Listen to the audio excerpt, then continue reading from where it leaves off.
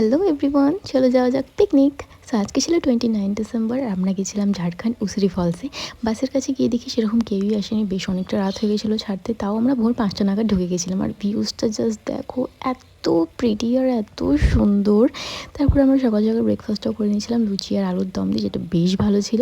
তারপর আমরা পাহাড়ে উঠতে গিয়ে আমাদের অবস্থা একদম খারাপ হয়ে গেছিলো, কিন্তু তারপর যখন এই নদীর মধ্যে দিয়ে আসলাম, এত ভালো লাগছিলো। এই জলস্রোতগুলো দেখে বেশ মজা লাগছিলো। সবাই মিলে বেশ ছবি ভিডিও করে তারপর চলে গেছিলাম এই টাওয়ারটায়। এই টাওয়ারটা থেকে উঠে পুরো ভিউজটা বেশ সুন্দর করে এনজয় করেছি। আমার তো বেশ ভালো লেগেছে, কারণ এরকম জায়গায় আমি আগে কখনো ঘুরতে আসিনি। তারপর গিয়ে দেখি এখানে ছোট্ট জায়গায় একটা অ্যাক্সিডেন্ট হয়ে গেছিলো, সেটা নিয়ে এরা একটু ঝামেলা করছিল। তো এখানে অনেকটাই টাইম ওয়েস্ট হয়। তারপর বিকেলবেলা আমরা তো বাসে বসেছিলাম, নিচে এসে দেখি এখানে এত ভিড় হয়ে গেছে, এত মানুষজন এসেছে, মানে সকালবেলা লিটারেলি জাস্ট ফাঁকা ছিল। আর তারপর তোমরাই দেখো, এত ভিড় হয়ে গেছে এখানটায়।